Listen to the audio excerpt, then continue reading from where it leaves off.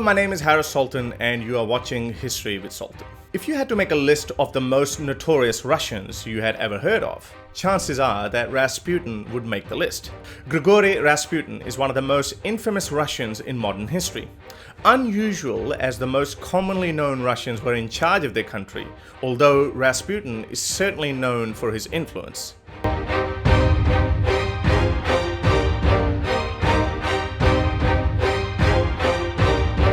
Known as the Mad Monk, Rasputin is best remembered for his influence over the reign of Nicholas II of Russia, or more specifically, Nicholas's wife, the Tsarina Alexandra, to whom he was a mystical advisor.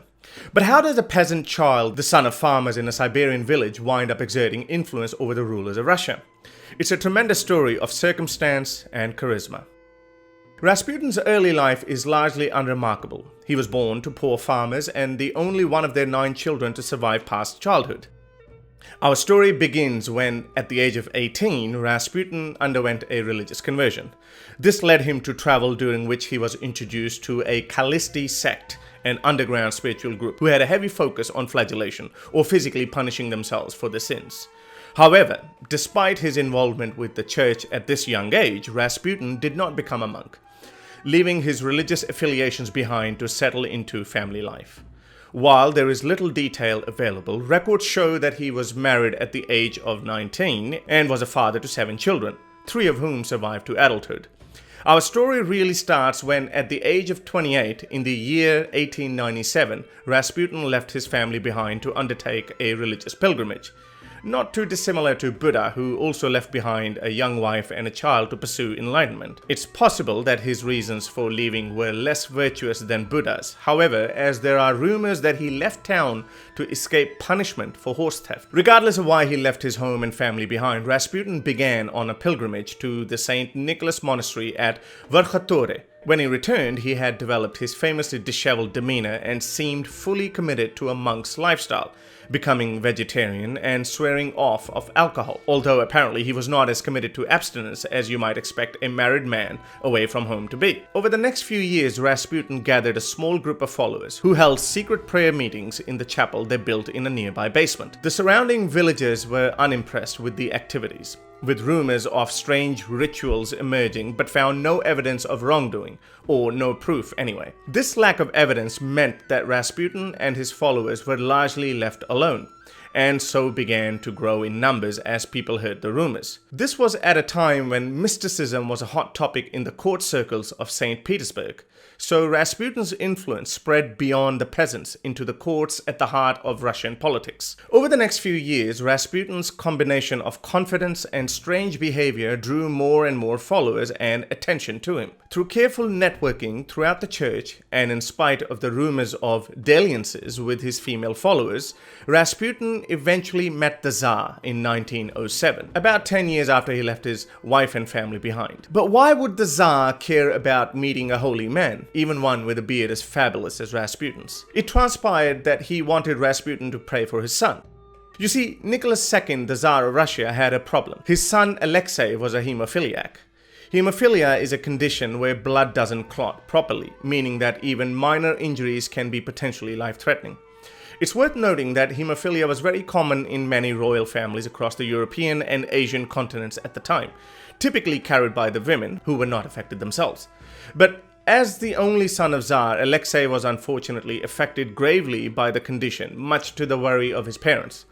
The exact details of how Rasputin was more officially engaged to help act as a healer and a holy man for the royal family are a little muddy, but basically, after meeting with Rasputin and asking him to pray for his son, Nicholas noticed, or maybe he just felt, that his son's condition was improving. In 1907, Alexei suffered an internal hemorrhage, prompting his parents to ask Rasputin to pray for his recovery, and of course Rasputin assured them that he would. When Alexei's condition improved the next day, his parents became convinced that he had healing powers, and when in 1912, when the young prince suffered a hemorrhage after a carriage ride, the Tsar sent a telegram to Rasputin, again asking him to pray.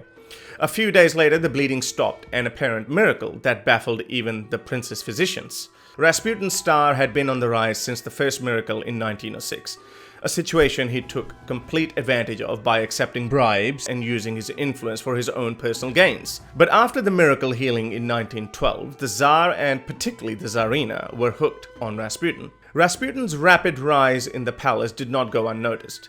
His favor caught the eye of a number of people, many of whom were incredibly skeptical of his claims and critical of his disheveled, filthy appearance. All kinds of accusations about his behavior began to surface, and people grew uneasy with his constant presence in the palace, as well as the influence they felt he had over the Tsarina. But after the strangeness of his life, it's the death of Rasputin that makes the least sense of all. Resentment had been growing towards Rasputin, both within the palace and without, since 1906. Although he conducted himself piously and appropriately in front of the royal family, he was falling back to his old habits outside of court, including womanizing. Whenever these rumors reached the ears of the Tsar, however, he dismissed them as lies, and Rasputin's detractors often found themselves posted far away or removed from their positions entirely. Like a tick, he seemed completely embedded within the palace. Even in 1911, when the Prime Minister presented the Tsar with a report on Rasputin's misdoings, which culminated in the Tsar sending him away, it was not enough. Alexandra saw that Rasputin was reinstalled in the palace within a few months to help care for Alexei. As such, when a decision was made that he had to go by people outside of the palace, there was no shortage of people to help execute, pardon the pun, the plan. While the events of the night may never really be known, a diary account written by one of the actors is considered the most likely sequence of events. A group of extreme conservatives, led by a few notable nobles, invited Rasputin over late one evening. He arrived after midnight, and after being invited in, was offered tea and cakes, which, unbeknownst to Rasputin, had been laced with cyanide. Cyanide is typically a fast-acting poison, but Rasputin seemed unaffected. He instead asked for some wine, which was also poisoned with cyanide, and drank 3 glasses, apparently to no ill effect. Frustrated that their poisoning had not worked, the group led Rasputin down into a basement and shot him once in the chest. One of the party then took Rasputin's coat and, after being driven to his home, attempted to make it look like Rasputin had returned from his visit. Returning to the palace to make sure that Rasputin was truly dead, they were instead surprised by him leaping up and attacking them. Using their surprise as an opportunity to flee, he made it out of the basement and as far as the palace's courtyard before he was shot again. His body was then bundled up in a blanket and thrown into a nearby Malaya Nevka river.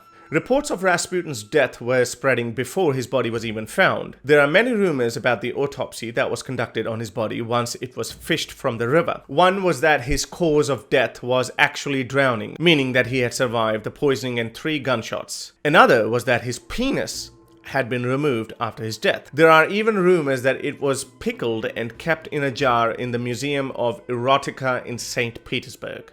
And why would anyone want to believe that Rasputin could die as easily as a gunshot wound, given that he had lived such a strange and tremendous life? Grigory Rasputin was buried in a small ceremony attended only by the imperial family a few days after his death. His wife, mistress, and children were not invited. If Rasputin had been a good luck charm for the Tsar and his family, then their luck was also buried that day. A few months later, in March of 1917, the citizenry rebelled against the Tsar and his regime. Nicholas II was forced to abdicate, and his family were placed in prison. During this time, Rasputin's body was exhumed and burned by a contingent of soldiers in order to prevent his burial place becoming a rallying point of supporters of Nicholas II and his regime.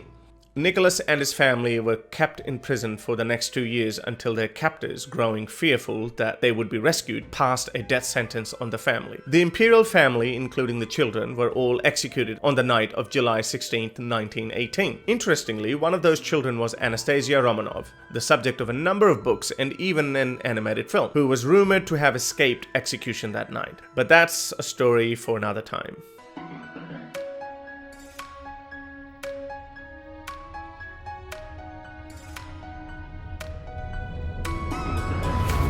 If you liked my video, then please subscribe to the channel. And if you would like me to continue making these videos, support me on PayPal or Patreon.